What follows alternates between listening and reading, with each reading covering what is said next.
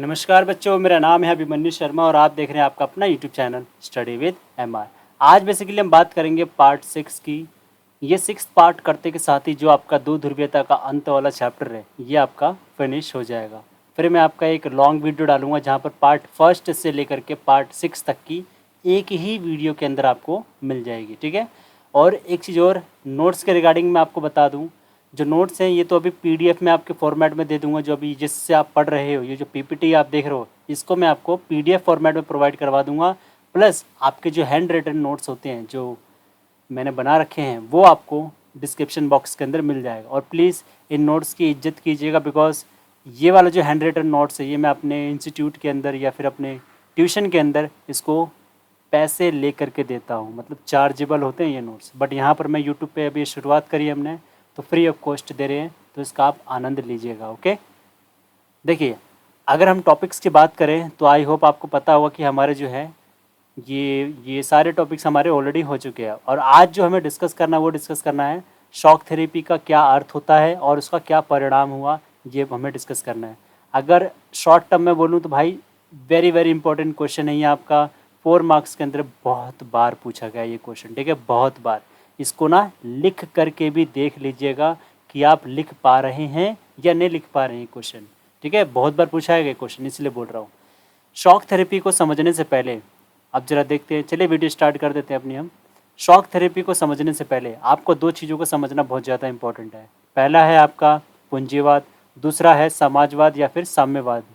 मतलब क्या है, ये विचारधारा है जो कि महाशक्तियाँ की 2 विचारधारा थी, ठीक है, ये महाशक्तियाँ हैं, ठीक है। तो इन महाशक्तियों की क्या विचारधारा जरा समझ लेते हैं। जो पूंजीवाद है वो बेसिकली आपका अमेरिका का था, और जो समाजवाद है वो किसका था, USSR का था, ठीक है। USSR की फुल फॉर्म बताइएगा, पेपर में आता है 1 नंबर में, इसको बताइएगा जरूर। पूंजीवाद का मतलब क्या होता है कि जो राज्य होता है यानी जो सरकार होता है उसके पास, मतलब जो सरकार होता है वो बहुत ही न्यूनतम हस्तक्षेप करता है। न्यूनतम मतलब कम से कम हस्तक्षेप करता है। हस्तक्षेप मतलब दखल अंदाजी करना, ठीक है। कम से कम जो है दखल अंदाजी करता है। कौन करता है, राज्य यानी सरकार। वहीं अगर हम दूसरी तरफ देखें समाजवादी व्यवस्था के अंदर, तो सरकार जो है वही सारी चीज़ें जो है अपने नियंत्रण में लेकर के रखता है, यानी सब कुछ जो है अपने कंट्रोल में यही रखता है, ठीक है जी। तो ये चीज़ याद रखिएगा। और एक चीज़ और बता दूं, पूंजीवाद के अंदर क्या होता है कि पिन से लेकर के, यानी देश की छोटी से छोटी चीज़, यानी पिन से लेकर के देश की बड़ी से बड़ी चीज़ यानी कार तक, छोटी यानी पिन से लेकर के कार तक जितनी भी चीज़ें हैं सब कुछ निजी हाथों में होता है। किसके हाथों में होता है, निजी हाथों में होता है। सॉरी, मात्रा इधर आएगी, ठीक है, निजी हाथों में होता है।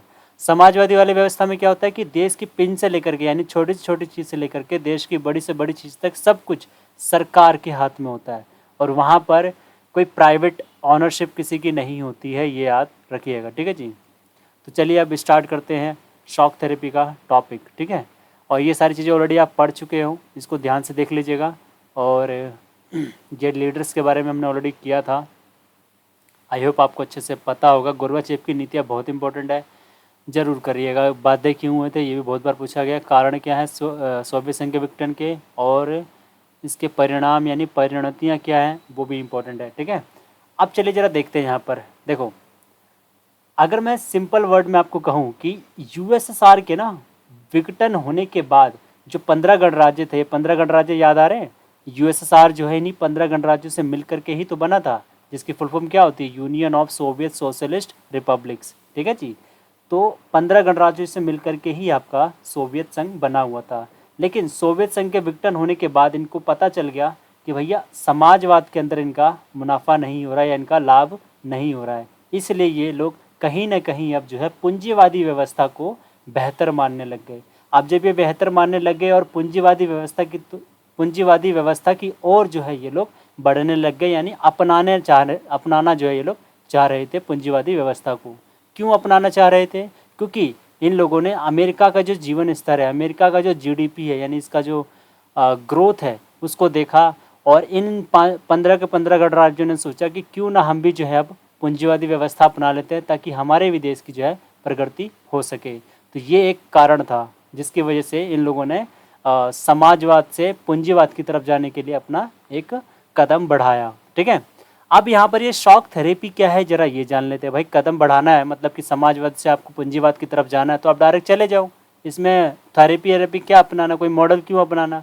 तो ये चीज़ का आंसर आपको ना बेसिकली यहाँ पर मिलेगा वर्ल्ड बैंक और IMF। ठीक है, हुआ क्या था कि जो 15 गणराज्य थे ना, यानी कि USSR के जो 15 गणराज्य थे, ये लोग चाहते थे कि हम भी जो है अब अमेरिका की तरह अपनी प्रगति करें, अपना प्रोग्रेस करें।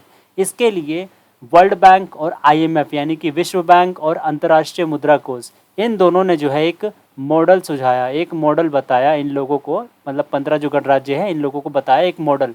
वो मॉडल का नाम ही है आपका शॉक थेरेपी मॉडल। एक नंबर का क्वेश्चन आपका यहीं से बनता है कि शॉक थेरेपी मॉडल का सिद्धांत किसने दिया, या शॉक थेरेपी मॉडल का जो निर्देश है वो किसने दिया था। तो वो दिया था विश्व बैंक और अंतर्राष्ट्रीय मुद्रा कोष यानी IMF ने दिया था। ठीक है, एक बात तो ये हो गई। अब ये जो मॉडल दिया गया है, मतलब कि जो विश्व बैंक और जो अंतर्राष्ट्रीय मुद्रा कोष है, इनके द्वारा जो मॉडल दिया जा रहा है शॉक थेरेपी का मॉडल, ये मॉडल में है क्या। अब हमें ये चीज़ समझनी, ये है क्या आखिरकार। देखो, शॉक थेरेपी का अगर हम शाब्दिक अर्थ देखें, यानी इसका जो लिटरल मीनिंग होता है वो क्या होता है, आघात पहुंचाकर, आघात मतलब चोट पहुंचाकर, आघात पहुंचाकर उपचार करना, यानी कि इलाज करना। यानी कि क्या, पहले चोट पहुंचा दो फिर उसके बाद उसका इलाज कर लो, यही आपका शॉक थेरेपी का शाब्दिक अर्थ होता है। यहाँ पर क्या है इसका मतलब, वो जरा समझ लेते हैं। देखिए, सिंपल सी वर्ड्स में बता रहा हूँ आपको। जो USSR के 15 गणराज्य थे, उनके पास कौन सी व्यवस्था थी, पहले समाजवादी व्यवस्था थी, यानी कि साम्यवादी व्यवस्था थी। ठीक है जी। अब ये लोग अचानक से बदलाव कर रहे हैं, किसकी तरफ जा रहे हैं, ये लोग पूंजीवादी व्यवस्था के अंदर जा रहे हैं। ठीक है, जो ये लोग अचानक से बदलाव कर रहे हैं कि समाजवादी से पूंजीवादी व्यवस्था के अंदर चले गए, इसी को ही हम लोग जो है शॉक थेरेपी कह रहे हैं। यानी कि साम्यवादी व्यवस्था को छोड़ करके पूंजीवादी व्यवस्था को अपनाना ही आपका शॉक थेरेपी कहलाता है। और ये मॉडल किसने दिया था, ये दिया था वर्ल्ड बैंक और इंटरनेशनल मॉनेटरी फंड ने। और यहाँ पर मैंने वही पॉइंट लिख रखा है कि कई गणराज्य जो है समाजवादी व्यवस्था को छोड़ करके अब पूंजीवादी व्यवस्था को मुड़ गए, और इसी को हम जो है शॉक थेरेपी कहते हैं। अभी जो शॉक थेरेपी है, जरा इसके बारे में और डिटेल में बात कर लेते हैं। जो USSR के 15 गणराज्य थे, ठीक है जी, 15 गणराज्य थे, जब इन लोगों ने शॉक थेरेपी का मॉडल अपनाया, मॉडल अपनाने से किसी भी देश के अंदर क्या बदलाव आते हैं वो जरा हम जान लेते हैं। यहाँ पर वो बदलाव क्या आते हैं, उसकी क्या विशेषता है। बदलाव और विशेषता दोनों एक ही हैं, अभी आपको बता दूं। ठीक है, अगर आपसे पूछ लेना एक 4 नंबर पे कि शॉक थेरेपी की विशेषताएं बताएं क्या, तो वहाँ पर आपको परिणाम नहीं लिखने हैं, विशेषताएं लिखनी है। और वो विशेषताएं यही सब है जो मैंने यहाँ पर लिख रखी है।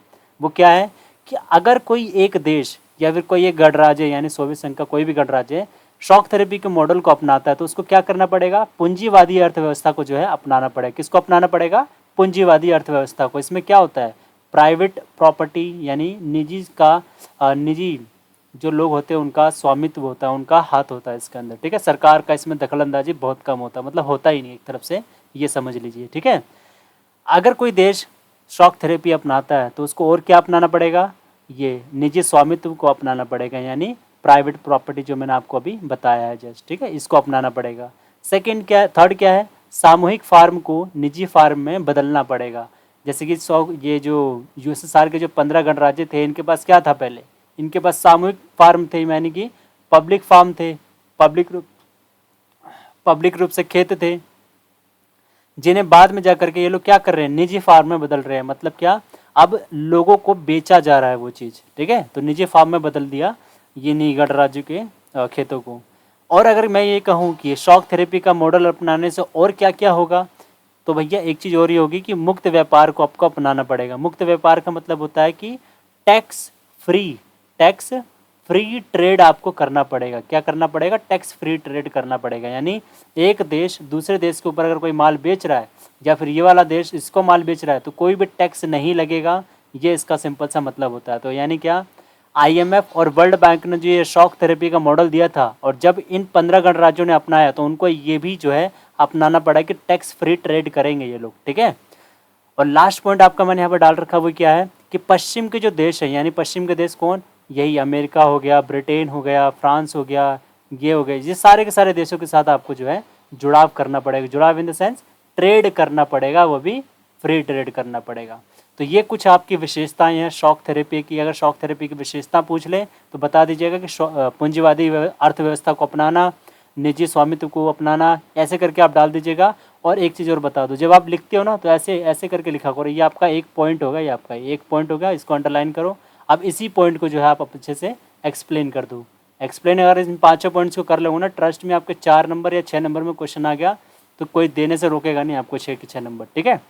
तो ये तो हमने अभी बात कर ली है आपकी शॉक थेरेपी के मॉडल से अगर आप अपनाते तो क्या क्या बदलाव आते हैं किसी भी देश के अंदर, या शॉक थेरेपी की क्या क्या विशेषताएं हैं वो हमने बात कर ली है। अब हमारा मेन टॉपिक आएगा यहाँ पर परिणाम। ट्रस्ट में ये जो परिणाम वाला टॉपिक है ना, ये परिणाम वाले क्वेश्चन तो बहुत बार पूछेगा आपसे कि शॉक थेरेपी का अर्थ क्या होता है और उसके परिणाम बताओ, ठीक है। तो चलिए आप जरा देखते हैं कि क्या क्या परिणाम है हुए। बेसिकली अभी जो परिणाम की बात कर रहे हैं ना, हम वो बात कर रहे हैं यूएसएसआर के जो 15 गणराज्य थे, जब इन लोगों ने अपनाया शॉक थेरेपी का मॉडल, जो कि वर्ल्ड बैंक और इंटरनेशनल मॉनेटरी फंड यानी कि विश्व बैंक और अंतर्राष्ट्रीय मुद्रा कोष ने वो जो मॉडल दिया था, जब इन लोगों ने वो मॉडल अपनाया तो उस शॉक थेरेपी मॉडल का क्या क्या प्रभाव पड़ा इन देशों के ऊपर, वही चीज़ हमें यहाँ पर समझनी है। पहला प्रभाव तो ये पड़ा कि पूरे ही देशों की जो अर्थव्यवस्था है वो नष्ट हो गई। हालांकि इनका मेन मोटिव क्या था, इन लोगों का मेन मोटिव क्या था शॉक थेरेपी को अपनाने का, वो सोच रहे थे कि भैया हम शॉक थेरेपी अपनाएंगे यानी कि साम्यवाद से पूंजीवाद की तरफ अगर हम जाएंगे तो हमारा भी जो जीवन स्तर है, हमारा भी जो अर्थव्यवस्था है, जो हमारी प्रगति है, वो भी बिल्कुल अमेरिका की तरह ही हो जाएगी। लेकिन हुआ ऐसा नहीं, उल्टा ही हो गया। उल्टा क्या हुआ, इनकी जो अर्थव्यवस्था है वो पूरी की पूरी क्या हो गई, नष्ट हो गई थी। सेकंड पॉइंट क्या है, रूबल मुद्रा में भारी गिरावट आई। जैसे हमारे भारत की रुपया होती है ना, रुपया हम बोलते हैं ना 10 रुपये 10-15 रुपये, ऐसी रुपया होती है। ब्रिटेन के अंदर होती है आपका पाउंड होता है, ठीक है। अमेरिका के अंदर आपका डॉलर होता है। तो ये सारी चीज़ें आपका रुपीस के नाम होते, करेंसी के नेम होते हैं। वैसे ही रूस के अंदर भी जो करेंसी का नाम है वो है आपका रूबल। तो जो रूस की रूबल मुद्रा है, एक नंबर में पूछ लेगा ना कि रूस की मुद्रा का क्या नाम है, तो वो रूबल मुद्रा है, याद रखिएगा। तो ये रूबल मुद्रा, इसमें जो है बहुत ही ज़्यादा गिरावट आ जाती है। जैसे हमारे यहाँ पर वैल्यू है ना, अभी $1 की जो वैल्यू कितनी है अभी इस टाइम पर, 85 रुपीज़ है इस टाइम पर लगभग, है ना। वैसे ही इनके यहाँ पर रूबल मुद्रा की जो गिरावट है बहुत ज़्यादा गिर गई थी, ठीक है।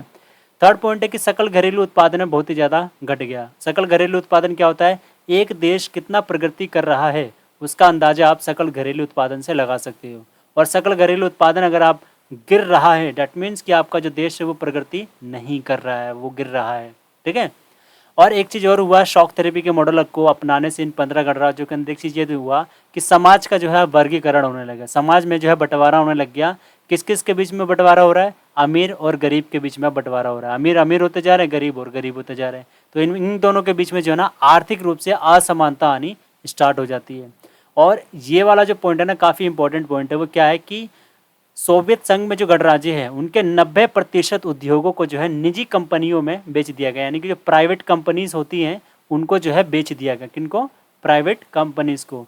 और आप मानोगे नहीं, जो सरकार के जो महत्वपूर्ण उद्योग हुआ करते थे उन उद्योगों को जो है औने पौने दामों पर बेच दिया गया। औने पौने दामों पर मतलब बहुत ही सस्ते रेट में बेच दिया गया। कितने रेट में, बहुत ही सस्ते। मान लो अगर किसी की वैल्यू 5 लाख रुपए थी, किसी ज़मीन या किसी कंपनी की वैल्यू मान लो 5 लाख रुपए थी, तो उसको बेच दिया कितने में, मात्र 5,000 रुपये में।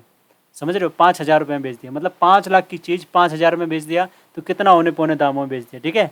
और ये जो इतना बड़ी वैल्यू को इतना छोटी वैल्यू में बेच दे रहे हैं ना ये लोग, इसी को हम बोलते हैं इतिहास की सबसे बड़ी गैराज की सेल। क्या बोलते हैं, गैराज की सेल। ये गैराज का मतलब क्या होता है आपको पता है, ये चीज़ आपको बता देता हूँ। अमेरिका में हो गया या फिर हमारे इंडिया के अंदर तो होता था कि एक घर होता था, घर की जैसे घर हो गया, घर के अंदर ना यहाँ पर होता नहीं था जहाँ पे वो लोग कार, अपना साइकिल हो गया, मोटरसाइकिल होगा रखते, तो बोलते थे गैराज है मेरा, ये गैराज है। तो वही गैराज के अंदर जब लोगों को अपना सामान कोई बेचना होता था तो लोग अपने गैराज के अंदर ला करके फिर उसका बोली लगवाते थे। तो बिल्कुल वही टर्म जो है यूज़ किया गया है इसके लिए भी। जो ये बड़े बड़े उद्योगों का औने पौने दामों में बेचा जा रहा है ना, इसीलिए इसको हमने विश्व की सबसे बड़ी गैराज की सेल कहा है। मतलब बहुत ही सस्ते रेट में बेच दिया, बहुत ही सस्ते रेट में। तो ये मतलब बहुत ही ज़्यादा धक्का पहुंचा एक तरफ से आप कह सकते हो सोवियत संघ के गणराज्य को। तो ये आपका टॉपिक यहाँ पर होता है ख़त्म। और कुछ चीज़ें और हैं जो थोड़ा सा मैं आपको बता दूँ। थोड़ी सी वीडियो अगर लंबी हो जाती है तो कोई बात नहीं यार, देख लो, इम्पोर्टेंट है आपके लिए। आपके ना चैप्टर के अंदर ये 3 टर्म्स मेंशन हो रखी हैं। 3 टर्म्स जो है वहाँ पर दे रखी हैं। पहला आपका एक ध्रुवीयता, द्विध्रुवीयता और बहुध्रुवीयता। दो ध्रुवीयता तो आपका चैप्टर का नाम भी है। बेसिकली इसका मतलब क्या हो जरा समझ ले। जब विश्व में मात्र एक ही महाशक्ति होगी तो उसको हम बोलते हैं एक ध्रुवीयता। जब विश्व में 2 महाशक्तियाँ होंगी तो उनको हम बोलते हैं दो ध्रुवीयता।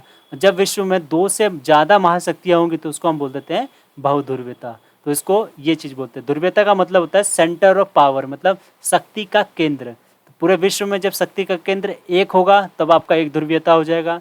शक्ति का केंद्र अगर दो होंगे तो दो ध्रुवीयता हो जाएगा। बहुत ध्रुवीयता दो से ज़्यादा वाले को बोलते हैं। एक चीज़ और है आपका, ये पहली दुनिया किसे बोलते हैं, दूसरी दुनिया किसे बोलते हैं, तीसरी दुनिया किसे बोलते हैं, ये भी जरा देख लीजिएगा। पहली दुनिया जो हम उसे बोलते हैं जो पूंजीवादी विचारधारा को अपना करके रखते हैं, यानी कि जो अमेरिका ना विचारधारा अपना रखी थी ना वो वाली विचारधारा। और दूसरी दुनिया उन्हें बोलते हैं जो हम यूएसएसआर वाली विचारधारा अपना के रखते हैं, यानी समाजवादी विचारधारा को। और तीसरी वाली जो है जैसे इंडिया है, इंडिया ये गुटनिरपेक्ष का वाला ही है।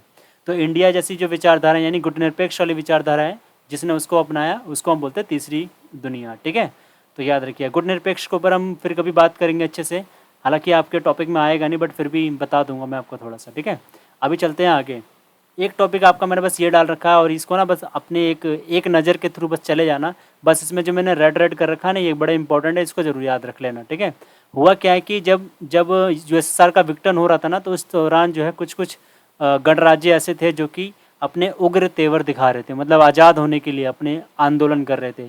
जैसे कि यहाँ पर देखो रूस के दो गणराज्य यानी चेचन्या और दागिस्तान जो है हिंसक अलगाववादी आंदोलन जो है करने लग जाते हैं। ठीक है, तो ये चीज़ भी काफ़ी ज़्यादा इंपॉर्टेंट है, इसको याद रखिएगा। एक बार इनफैक्ट ये वाला जो क्वेश्चन है आपका पूछा भी गया हुआ आपके पेपर में, बिल्कुल यही स्टेटमेंट दे दी और इसको यहाँ पर खालिस्तान होता है ना वैसे खालिस्तान दे दिया और बोला कि इसमें भरो क्या आएगा इसमें, तो वो आप देख लीजिएगा ना, चेचन्या और दागिस्तान बोलते हैं उसको। ठीक है, यही दो गणराज्य थे जिन्होंने हिंसक रूप से मतलब लड़ाई धड़ाई करके अलगाव होने की बात करी थी। बाकी ये सब आप बस एक बार आप पढ़ के चले जाइए, कोई इशू नहीं इसमें इतना। मध्य एशिया में ताजिकिस्तान 10 वर्षों यानी 2001 तक जो है गृह युद्ध की चपेट में रहा, ये याद रखिएगा। अजरबैजान का एक प्रांत यानी नगर्नो कराबासे है जहाँ के कुछ स्थानीय आर्मेनियाई अलग होकर के आर्मेनिया से मिलना चाहते हैं, बस इसका याद रखिएगा। और जॉर्जिया में दो प्रांत स्वतंत्र होना चाह रहे थे, ये भी याद रख लीजिएगा हल्का सा, इसको भी देख लीजिएगा, इसको भी देख लीजिएगा। हाँ ये वाला इंपॉर्टेंट है, इसको याद रखिएगा, इसको इंपॉर्टेंट है। क्या है, पूर्वी यूरोप में चेकोस्लोवाकिया जो है शांतिपूर्वक रूप से दो भागों में बढ़ जाता है। कौन कौन से भागों में बढ़ जाता है, एक बढ़ता है आपका चेक और एक बढ़ता है स्लोवाकिया। अगर आपसे पूछ लेना कि स्लोवाकिया के दो भाग कौन कौन से बड़े उसके नाम बताओ देशों के, तो ये दो नाम वो हैं। ठीक है, तो आई होप अभी तक आपको ये सारी चीज़ें समझ में आ गई होगी। अब मैं क्या करूँगा, जो आपका फर्स्ट पार्ट है से लेकर के 6th पार्ट तक सभी वीडियो को जो है एकदम से मर्ज कर दूंगा। क्या कर दूंगा, मर्ज। तो मतलब क्या रहेगा कि आपको सारी जो पार्ट्स हैं उधर उधर देखने नहीं पड़ेंगी। हालांकि मैंने प्लेलिस्ट बना रखी है, आप प्लेलिस्ट जा कर के देख लीजिएगा, इसमें लिखा भी मैंने पॉलिटिकल साइंस 2024-2025 के सिलेबस के अकॉर्डिंग है, सब कुछ बता रखा है उसके अंदर मैंने। ठीक है, और अब इसके बाद हम एक एक नंबर के जो क्वेश्चन होते हैं वो हम डिस्कस करवाएंगे बहुत ही अच्छे तरीके से। अगर आप उन्हें एक नंबर के क्वेश्चन को अच्छे से कर जाते हो, लगभग होंगे वो करीब मेरे ख्याल से 70, 80, 90 या 100 तक कोशिश करूँगा कि आपके पास लेके आ जाएँ वो सारे क्वेश्चंस। अगर आप इतने क्वेश्चंस कर जाते हो, एक एक चैप्टर के कर जाते हो, तो ट्रस्ट में आपका तैयारी बहुत ही हद मार तैयारी हो जाएगी आपकी। ठीक है, तो चैनल के साथ ज़रूर जुड़े रहिएगा और हाँ प्लीज़ चैनल को शेयर, लाइक और सब्सक्राइब जरूर करा करिएगा, बिकॉज देखिए इससे ना हमें मोटिवेशन ऑब्वियसली मिलता है। ये सिर्फ कहने की बात नहीं है कि हमें मोटिवेशन मिलता है, नहीं भाई, मिलता है वाकई में। और ये चीज़ आई होप कि अगर आप अभी समझ पा रहे हो तब तो अच्छी बात है, अगर नहीं समझ पा रहे हो तो मैं आपको एक बात बता दूं, जब आप फ्यूचर में जैसा काम मैं अभी कर रहा हूं वैसे अगर आप फ्यूचर में आप भी यूट्यूब पे कभी आओगे तो आप भी समझ जाओगे कि क्या मैं बोलना चाह रहा था। तो आपसे रिक्वेस्ट है, एक हम्बल रिक्वेस्ट है कि लाइक, शेयर और सब्सक्राइब जरूर किया करो चैनल को। Okay, thank you so much guys.